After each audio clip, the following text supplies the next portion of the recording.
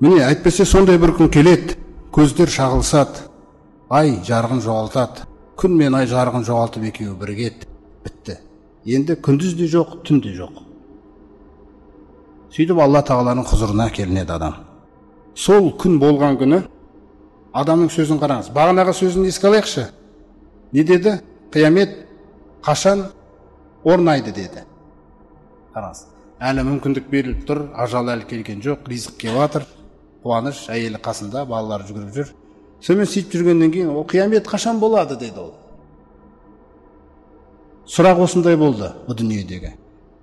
Қиямет орнаған кездегі сұрағына қараңыз енді. Оны измена деп атайды. Жаңағы өздеріңіз білесіздер ғой бұл сөзді. Толық өзгереді адам.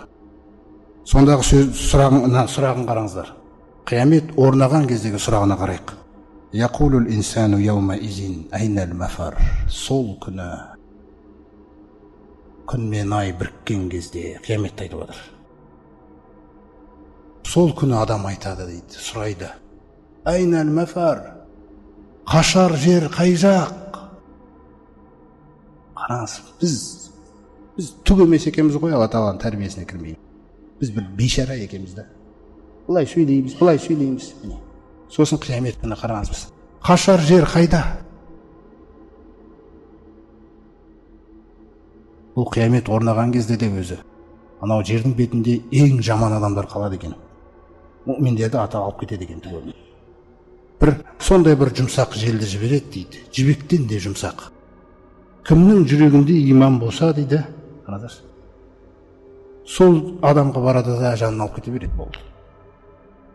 Тіпті ол мұсылман бір үңгірдің ішінде жүрсе де, соның ішінен тауып алып кетеді дейді. Сөйтіп мүминдер жоқ.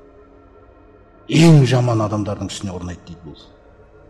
Сол кездегі жаңа айтылатын сөз, қашар жер қай жақ деп айтады дейді адам. Сонда оған айтылады дейді, кәллә, әсте сен ойлағандай емес, лә уәзір, қашар жер жоқ бүгін. Алла тағала өзі Құранда бізге айтады, фафирру илалла. Мына сөзге қарасаңыздаршы. Аллаға қарай қашыңдар деген аят бар. Қараңыздар. Аллаға қарай қашыңдар деген аят бар да.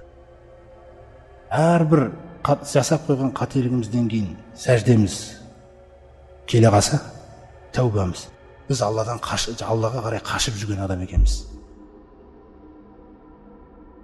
Әрбір бір қателігімнен нетіп өзін көтере алмайды. Неге үйттім мен? Не үшін айттым жаңағы сөзді? Деп барып, Раббым кешірші деп атқаны Алла тағалаға қарай қашып баратқан адамсыз. Міне сол қашып баратқан адамдарға Алла тағала панасын береді. Алла тағала жайын береді оларға. Олардың жағдайы мүлде басқаша болады. Ла хауфун алейкум деп айтады Алла тағаларға.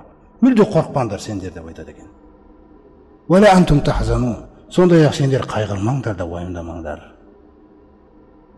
Әбшіру бил жәнна деп айтады екен оларға. Жәннатпен сүйіншіленіңдер деп.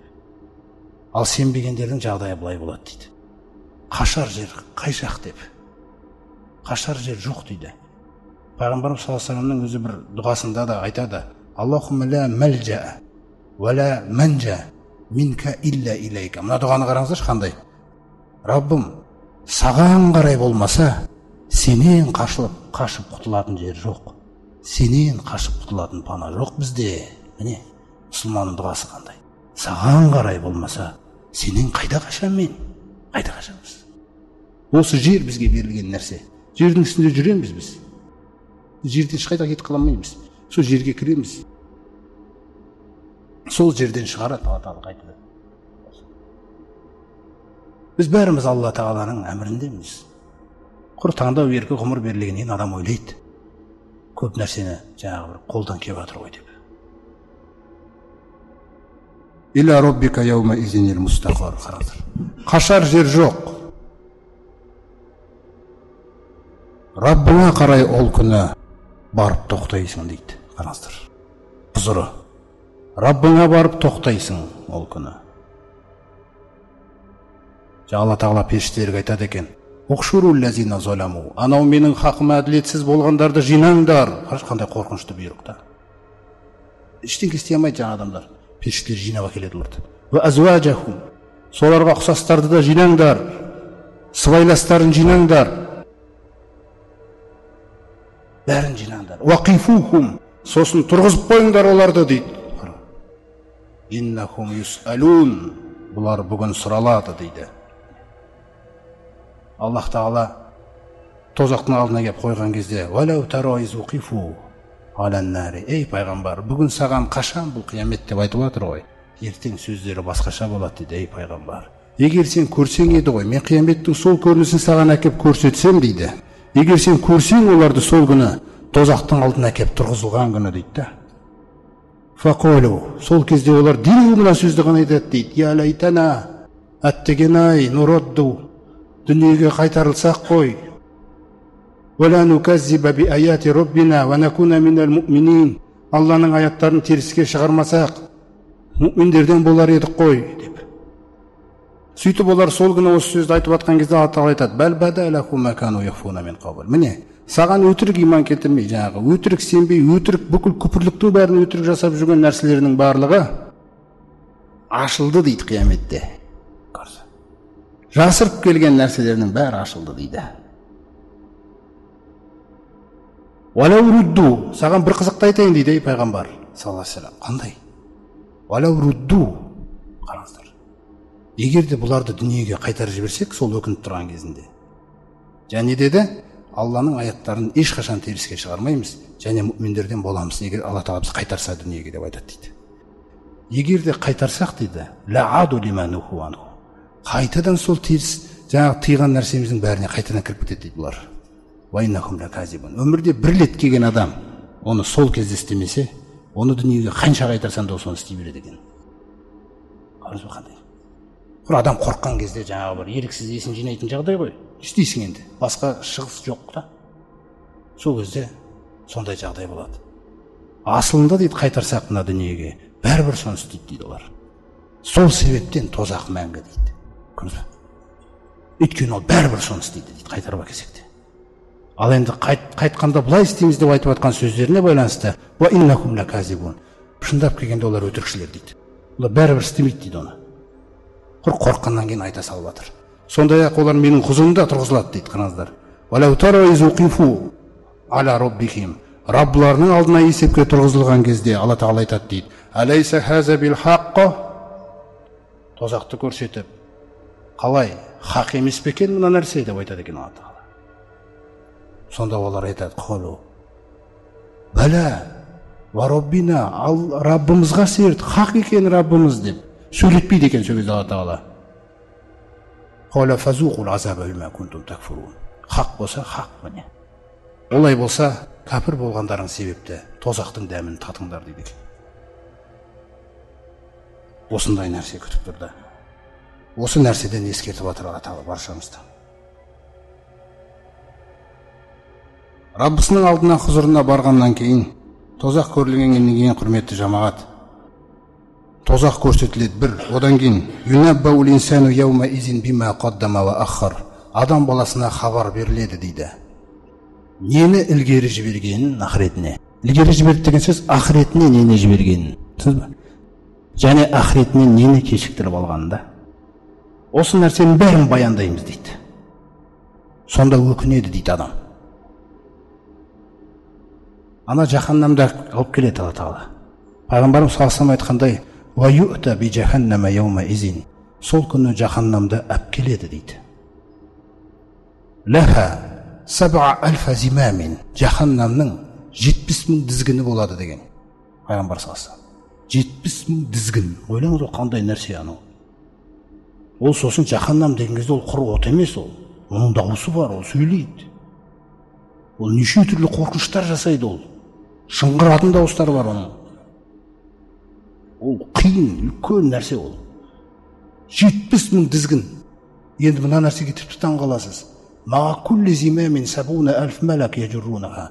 Әрбір дізгінді дейді тартып келатқан 70.000 періште дейді. 4 миллиард 900 мың, 5 миллиард періште тозақтап келеді. Ойлаңыз. Анау деген нәрсе жұлқынып тұр, қайда аналар деп. Қараңыз, ол Раббысының разылығын іздеп тұр. Қайда анау Раббыма қарсы шыққандар деп. Қараңыз қандай нәрсе өтірік болса.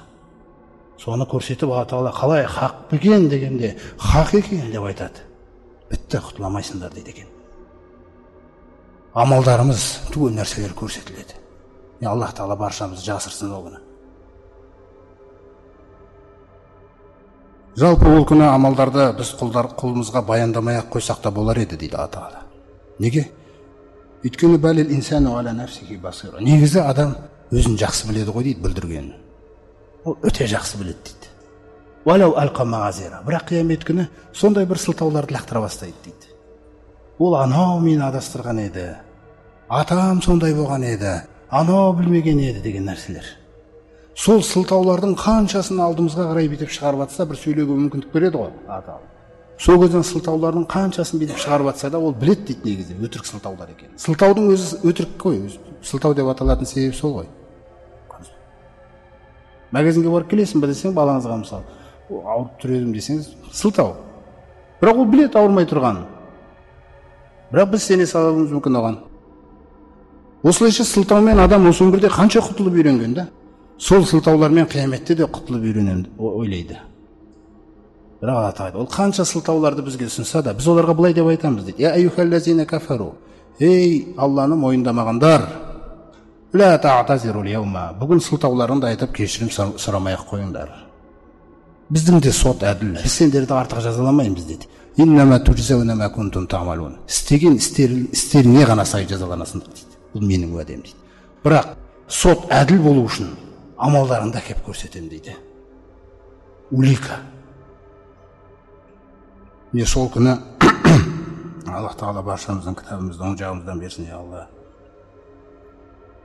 Міне сондықтан құрметті жамағат, қияметке деген иман жаңағы түн мен күндіз сахабалар Ибн Аббас радиаллаху анху айтады: «Ал-лейлу уан-нахару матиятани».